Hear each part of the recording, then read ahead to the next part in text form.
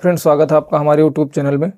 Friend, बहुत लोगों ने कमेंट किया था ड्यूबल लिमिट का से संबंधित उनके जितने भी प्रश्न थे, उन लोगों ने अपना अपना प्रश्न कमेंट बॉक्स में कमेंट किया था, जिनका आंसर हम यहाँ पर देंगे।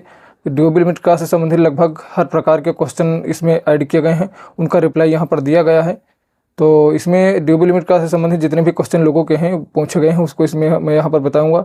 तो शुरू करते हैं। यहाँ पर जो पहला क्वेश्चन आता है वो उन्होंने पूछा हुआ है कि ड्यूबल लिमिट क्लास क्या होता है।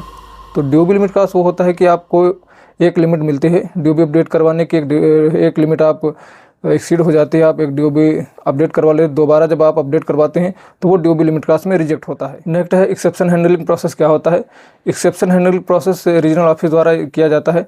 जब ड्यूबी लिमिट क्लास हो जाता है तो एक्सेप्शन हैंडलिंग प्रोसेस के तहत रीजनल ऑफिस को अप्रूवल देता है और टेक सेंटर इसको रिजॉल्व करता है और आपके ड्यूबी लिमिट क्लास को जनरेट करता है। नेक्स्ट है बर्थ कब कैंसिल करवाने की ज़रूरत पड़ती है। जब आपका बर्थ ऑलरेडी लगा होता है, पिछली बार आपने बर्थ सर्टिफिकेट लगवाकर जो एक लिमिट बची थी आप उसको बर्थ सर्टिफिकेट लगाकर अपडेट करवा लेते हैं, तब जब आप दोबारा अपडेट करवाते बर्थ सर्टिफिकेट से तो आपको पहले वाला बर्थ कैंसिल करवाने की ज़रूरत पड़ती है। नेक्स्ट, एसडीएम ऑर्डर किस स्टेट में लगता है। एसडीएम ऑर्डर उत्तर प्रदेश, मध्य प्रदेश, दिल्ली, राजस्थान और उत्तराखंड में 5 स्टेटों में ये आपका जो एसडीएम ऑर्डर लगता है। बाकी अदर राज्यों में कोई एसडीएम ऑर्डर नहीं लगता है। नेक्स्ट है मार्कशीट किस स्टेट में कैंसिल करवाने की आवश्यकता होती है।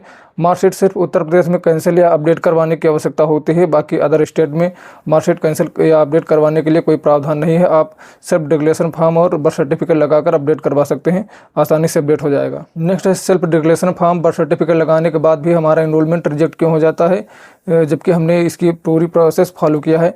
तो उसका आंसर है कि ये अपडेट जो आप करवाए हैं उसको तो रिजेक्ट होना ही, आप चाहे जो डॉक्यूमेंट लगाएं, क्योंकि एक्सेप्शन हैंडलिंग प्रोसेस होता है। आपको कंप्लेन करना पड़ेगा, कंप्लेन के बाद रीजनल ऑफिस को चेक करके अप्रूवल देगा, तब जाकर ये जनरेट होता है। और ये आपका ड्यूबी लिमिट क्लास में रिजेक्ट होना फर्स्ट प्रोसेस है, उसके बाद की सारी प्रोसेस स्टार्ट होती हैं। इसलिए आप चाहे जो डॉक्यूमेंट लगाइए वो रिजेक्ट होना ही है उसको। नेक्स्ट है ड्यूबी लिमिट क्लास अपडेट करवाने से पहले क्या बायोमेट्रिक अपडेट करवाना जरूरी है। तो नहीं, ऐसा कोई प्रावधान नहीं है कि आपको बायोमेट्रिक पहले अपडेट करवाना पड़ेगा। जिनका मैंडेटरी बायोमेट्रिक उठाता है वो उनमें थोड़ा टाइम लग जाता है। आप बायोमेट्रिक अपडेट करवाएं या उसी के साथ में बायोमेट्रिक अपडेट करवाएं, इससे कोई फ़र्क नहीं पड़ता कि आप बायोमेट्रिक पहले अपडेट करवाएं या नहीं। आप कैसे भी करवा सकते हैं, आपका ड्यूबी लिमिट क्लास सही हो जाएगा। बस 2-4 दिन का अंतर पड़ता है बस। नेक्स्ट है ड्यूबी लिमिट क्लास अपडेट करवाने के लिए क्या हमको जो अपडेट रिक्वेस्ट रिसिप्ट कटवानी है वो रीजनल ऑफिस से ही अपडेट करवाना है। तो इसका आंसर है नहीं। आप किसी भी आधार सेंटर पर जाइए, नॉर्मली जैसे आधार सेंटर पर अपडेट किया जाता है उसी तरह सेल्फ डिक्लेरेशन फॉर्म और बर्थ सर्टिफिकेट लगाकर अपडेट करवा सकते हैं। ये रीजनल ऑफिस जाना कोई ज़रूरी नहीं, प्रोसेस सेम हर जगह होती है। बाकी का प्रोसेस आपको बाद में मेल वगैरह आपको ये फॉलो करना पड़ेगा। नेक्स्ट है ड्यूबी लिमिट क्लास के लिए 1947 पर कंप्लेन करना चाहिए या मेल करना चाहिए या स्पीड पोस्ट से डॉक्यूमेंट भेजना चाहिए, कौन सा बेटर रहता है। तो इसमें तीनों ऑप्शन बेटर हैं। इसमें आप कोई से भी माध्यम से आप कीजिए, सारे ऑप्शन बेटर हैं। नेक्स्ट है ड्यूबी लिमिट क्लास में ईमेल करना चाहिए। तो इसका आंसर है कि ड्यूबी लिमिट क्लास में ईमेल आपका जो रिजेक्ट होता है, जब इनरोलमेंट रिजेक्ट हो जाए ड्यूबी लिमिट क्लास में तब ईमेल करना चाहिए, उसके पहले आप ना कीजिए। अगर अंडर प्रोसेस है तब करेंगे तो आपका वो अंडर प्रोसेस के लिए जो आपकी मेल होगी वो अंडर प्रोसेस के लिए कन्वर्ट हो जाएगी और ड्यूबी लिमिट क्लास के लिए आपको दोबारा फिर से करना पड़ेगा।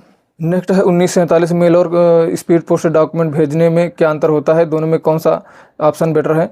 तो अंतर कुछ नहीं है, सिर्फ 1947 और मेल में जो SRN नंबर मिलता है उससे आप ट्रैकिंग कर सकते हैं कि हमारा रीजनल ऑफिस में अप्रूवल मिला है नहीं। स्पीड पोस्ट के माध्यम से जो डॉक्यूमेंट भेजे जाते हैं उसमें आप ये नहीं ट्रैक कर सकते हैं कि हमारा रीजनल ऑफिस का अप्रूवल मिला या नहीं। बस इतना छोटा सा अंतर, बाकी सारा जो प्रोसेस है वो सबका सेम रहता है और टाइम भी सेम ही होता है। नेक्स्ट है ईमेल कैसे करना चाहिए। तो इसके ऊपर मैंने फुल वीडियो बनाया हुआ, जाकर देख लीजिए, डिस्क्रिप्शन में लिंक दिया है, वहाँ से देख सकते हैं। नेक्स्ट है क्या फेक बर्थ सर्टिफिकेट से ड्यूबी लिमिट क्लास अपडेट हो जाता है। नहीं, फेक बर्थ सर्टिफिकेट से ड्यूबी लिमिट क्लास बिल्कुल भी सही नहीं होगा, क्योंकि रीजनल ऑफिस में जब आपका बर्थ सर्टिफिकेट चेक किया जाता है तो वहाँ अगर फर्जी निकलेगा तो वो डीएक्टिवेट भी कर सकते हैं, उनके पास ये अथॉरिटी होती है। इसलिए बर्थ सर्टिफिकेट जो भी लगाएं वो ओरिजिनल लगाएं। फेक बर्थ सर्टिफिकेट से कभी भी ड्यूबी लिमिट क्लास सही नहीं होता है। नेक्स्ट है क्या मार्कशीट या पासपोर्ट से ड्यूबी लिमिट क्लास सही हो जाती है। बिल्कुल नहीं, ड्यूबी लिमिट क्लास के लिए आपको सेल्फ डिक्लेरेशन फॉर्म और बर्थ सर्टिफिकेट ही लगाना पड़ेगा, क्योंकि ये लास्ट ऑप्शन आपके पास बचता है एक्सेप्शन केस में, और कोई भी डॉक्यूमेंट वहाँ पर काम नहीं करता है, ना तो मार्कशीट ना तो आपका पासपोर्ट, कोई भी नहीं काम करेगा, सिर्फ सेल्फ डिक्लेरेशन फॉर्म और बर्थ सर्टिफिकेट ही काम करेगा। नेक्स्ट है SRN नंबर क्या होता है। इसको सर्विस रिक्वेस्ट नंबर कहते हैं। जब आप कोई मेल करते हैं किसी आधार से रिलेटेड संबंधित समस्या से, तो जब आपका रजिस्टर होता है 1947 में जैसे 1947 होता है उसी तरह ईमेल का जो डिपार्टमेंट है वहाँ पर जब आपका केस रजिस्टर होता है तो एक यूनिक नंबर मिलता है ट्रैक करने के लिए, उसी को सर्विस रिक्वेस्ट नंबर कहते हैं, SRA नंबर कहते हैं।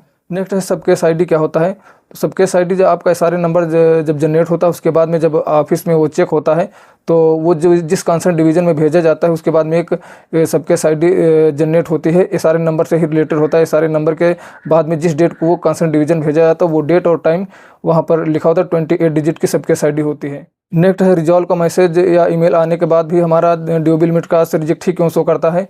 तो इसका आंसर है कि रिजॉल्व का मतलब ये नहीं कि आपका ड्यूरेबल लिमिट का सही कर दिया गया है। रिजॉल्व का मतलब ये है कि आपने जो कंप्लेन किया था उसको वहाँ पर चेक किया गया है और आपको उसका रिप्लाई दिया गया है और उससे संबंधित कुछ और किसी डिपार्टमेंट भेजा गया है तो वो आगे प्रक्रिया होगी, उसका सिर्फ आपको रिप्लाई दिया गया है, ना कि आपका जो प्रॉब्लम वो सॉल्व किया गया है या आपका ड्यूरेबल लिमिट का सही किया गया है। क्योंकि इसके लिए रीजनल ऑफिस जाएगा, वहाँ से अप्रूवल के बाद टैक्स सेंटर जाएगा, वो जनरेट करता है। नेक्स्ट है रीजनल ऑफिस में क्या चेक होता है ड्यूरेबल लिमिट का में।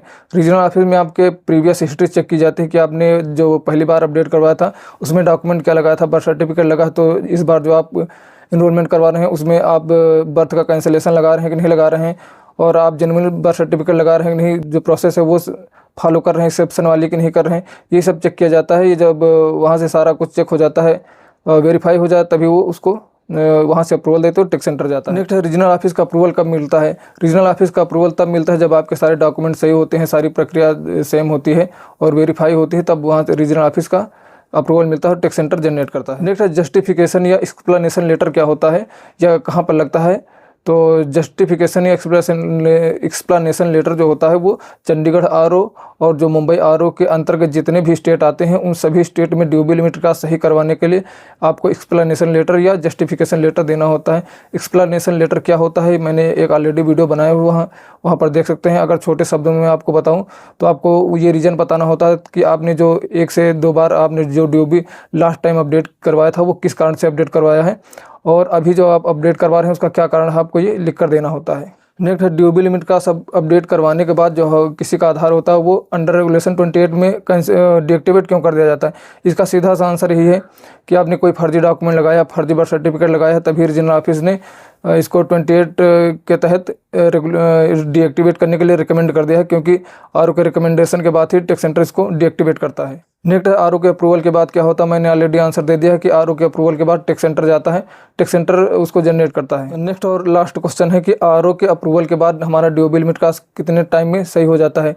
तो RO के अप्रूवल के बाद ड्यूरेबल लिमिट का सही होने का कोई निश्चित समय नहीं है। किसी का 7 दिन में सही हो जाए, किसी का 10 दिन में, किसी का 15 दिन, किसी का 1 महीने से लेकर 6 महीने तक का टाइम होता है। इस टाइम में कभी भी ड्यूरेबल लिमिट का सही हो जाता है। जब भी आपका सही होगा आपके रजिस्टर मोबाइल पे मैसेज आ जाता है या मेल करते हैं तो वहाँ पर मेल का रिप्लाई भी आ जाता है कि आपका ड्यूरेबल लिमिट का सही हो गया, आप इसको डाउनलोड कर सकते हैं।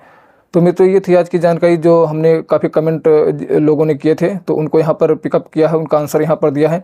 यदि आपको फिर भी कोई कमेंट या आपके मन में कोई क्वेरी हो, कोई और क्वेश्चन हो तो आप कमेंट बॉक्स में अवश्य पूछे, उसका रिप्लाई कमेंट बॉक्स में ही दिया जाएगा। तो मिलते हैं नेक्स्ट वीडियो में, तब तक के लिए धन्यवाद।